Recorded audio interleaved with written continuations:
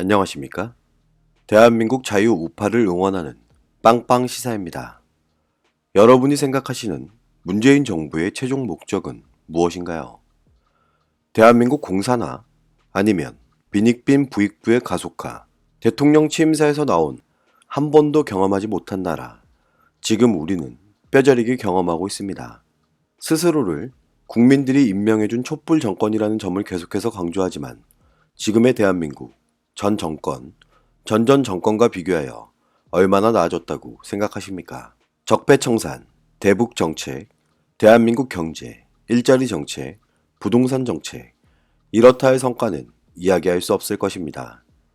문재인 정부의 외교 정책과 관련 많은 사람들의 비판에도 불구하고 외길 정책을 고수했지만 결과는 비참할 정도입니다. 문재인 정부 집권 이후 비정상적인 일들이 벌어지고 있지만 보수 세력들이 결집하지 못하면서 이렇다 할 대응을 하지 못하고 있다는 것이 현실인데요.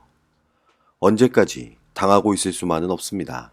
미래통합당을 포함한 대한민국 보수 세력들이 합심해도 의석수 확보 미달로 어떤 진행도 어떤 성과도 낼 수 없는 현실이 안타까운 지금입니다. 보수를 응원하는 사람들뿐만 아니라 문재인 정권의 정책 실패에 많은 사람들이 분노하고 붕괴하고 있지만 이것은 모두 우리 스스로가 자초한 일이기에 누구를 탓할 수만은 없습니다. 미래통합당 주호영 원내대표는 문재인 정부와 관련하여 이런 입장을 나타냅니다. 민주주의는 권력 분립과 법치주의가 그 근본이지만 지금 대한민국은 권력 분립 원칙이 무너지고 법치주의가 훼손되고 있다면서 한마디로 이 정권은 도덕적으로 파탄난 전체주의 정권이라고 강력하게 비판하는데요. 현재 대한민국 국회는 대통령 권력을 추정하는 것을 넘어서 옹호하기에 급급한 실정이며 법사위원장을 포함한 전 상임위원장을 석권한 상태에서 일사불란과 일하는 국회를 강조하는 것은 의회 독재 고속도로를 개통하는 것이라고 지적하고 있습니다. 대통령 권력과 지방 권력, 사법 권력과 언론 권력, 심지어 시민사회 권력까지 완벽히 장악한 상황에서 이제 마지막으로 남아있던 의회 권력마저도 완전 장악하며 돌격태세를 구축함으로써 일당 독재, 전체주의 국가가 되어가고 있다고 평가하고 있는데요. 현실이 이런 상황에서도 대통령과 더불어민주당 원내대표는 기회가 있을 때마다 협치를 강조하고 있으니 국민들은 혼란스러울 따름이라며 대통령이 말하는 협치는 대통령과 민주당이 하는 일에 그저 반대하지 않고 찬성하는 것을 말하는 것인지 반문하고 있습니다. 저는 문재인 정부에게 묻고 싶습니다. 협치라는 뜻을 혹시 왜곡하고 있는 것은 아닌가요? 협치라 함은 지역사회부터 국제사회에 이르기까지 여러 공공조직의 업무를 관리하기 위하여 정치, 경제, 행정적 권한을 행사하는 국정관리체계, 행정서비스 공급체계의 복합적 기능에 중점을 두는 포괄적인 개념이지만 지금까지 정책 결정이나 진행에 있어 누구보다 독단적인 선택을 해왔던 그들이 아닙니까? 이제 문재인 대통령의 임기는 2년이 채 남지 않았고 지지율은 계속 하락하고 있으며 언론은 대통령의 레임덕을 언급하기 시작했기에 국민 통합이나 정책의 성공을 위해서라도 진정한 협치에 나서 줄 것을 주호영 원내대표는 충고하고 있습니다. 현재 대한민국 국민들은 조국 사태와 박원순 사건과 관련 이 정권의 위선에 큰 배신감을 느끼고 들통나도 당당한 모렴치에 분노하고 있는데 국민을 향해 육두문자를 서슴없이 내뱉은 집권 민주당의 이해찬 대표, 우리는 옳고 너희는 그르다는 그 태도, 세상에 그런 오만이 어디 있는지 지금 정권이 공정과 정의, 인권과 평등, 사법부 독립, 여성 친화 정책 등을 내세우면서 국민의 표를 얻어 출범한 정부인데 지금 이러한 가치들이 제대로 지켜지고 있는지 되묻고 있습니다. 여러분, 쉽게 넘기지도 넘겨서도 안 될 문제들이 눈앞에서 벌어지고 있습니다. 외교, 경제, 고용, 부동산, 시간이 지날수록 어느 것 하나 개선 없이 악화되고 있습니다. 이명박 박근혜 정부 9년 동안 서울 아파트 중위값이 26%나 올라 국민들의 원성을 샀지만 이것은 아무것도 아니었습니다. 문재인 정부 3년 만에 서울 아파트 중위값이 52%나 급등했지만 더욱 문제인 건 국토교통부 장관의 발언을 미루어 볼 때 문제점조차 전혀 파악하지 못하고 있다는 것인데요. 문제는 여기서 끝이 아닙니다. 2017년부터 2020년 서울 재산세 세부담 상한 30% 부과 현황 자료를 살펴보면 서울에 위치한 공시가격 6억 원이 넘는 주택을 보유하는 사람들의 재산세 상승폭이 58만 가구 가까이 상한선까지 오른 것으로 나타나 적지 않은 충격을 주고 있습니다. 2017년 약 4만 500가구였던 재산세 30% 상승 가구가 2020년 들어 약 57만 6,300가구로 늘었는데 3년 새 사이 1322%나 증가한 것입니다.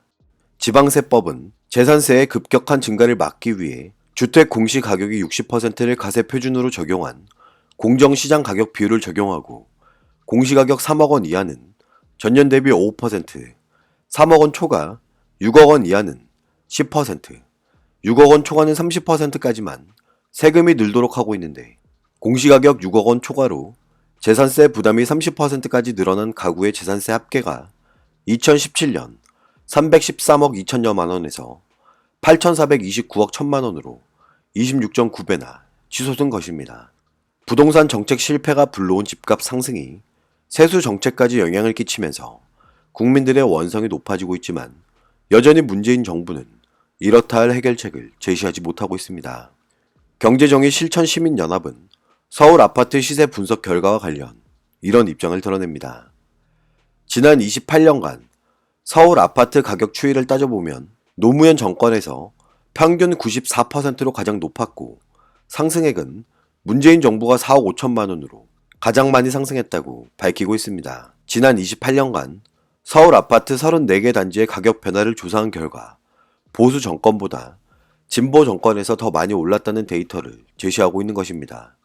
김영삼 정부 시절 상승률은 25%, 김대중 정부 시절 73%, 노무현 정부 시절 94% 올랐으며 이명박 정부 시절 오히려 아파트 가격은 1억 원 가까이 하락했으며 박근혜 정부 시절 27% 오른 것으로 확인된 것입니다. 현재 대한민국 국토부는 지난 3년간 서울 아파트 가격 상승률이 14.2%라고 주장하는데 세부 내역을 공개하지도 않을 뿐더러 근거를 밝혀줄 것을 요청했지만 모두 거절당했다고 이야기합니다. 문재인 정부는 도시재생 뉴딜로 출범 초부터 아파트값을 폭등시키면서 임대업자에게 세금과 대출 특혜를 제고해 이들이 주택 사재기에 나서는 투기 세력을 양성했고 22번의 부동산 대책 특징은 개인에게는 대출 축소와 금지 등 온갖 규제를 남발하고 세금 폭격을 가하면서 재벌과 공기업, 주택건설업자, 투기꾼에게는 특혜 정책을 남발하는 것이라고 지적하고 있습니다. 현실을 반영하지도 못하는 통계에 근거조차 밝히지 못한다면 정부 정책에 대한 불신은 더욱 커질 수밖에 없고 엉터리 왜곡 통계는 잘못된 진단과 처방으로 이어질 수밖에 없다고 경고하고 있습니다.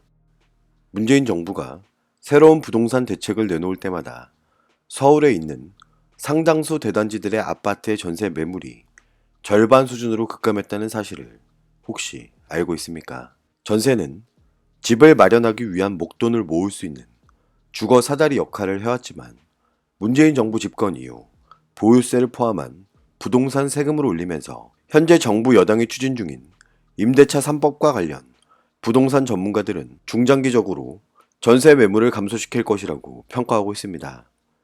임대차 3법이 통과된다면 집주인은 계약 기간이 끝나더라도 임차인을 마음대로 내보낼 수 없고 임대료도 마음대로 못 올리게 되는데 임차인의 대항력을 높여 전월세 시장을 안정시킬 것이라 착각하고 있는 것은 아닐까요?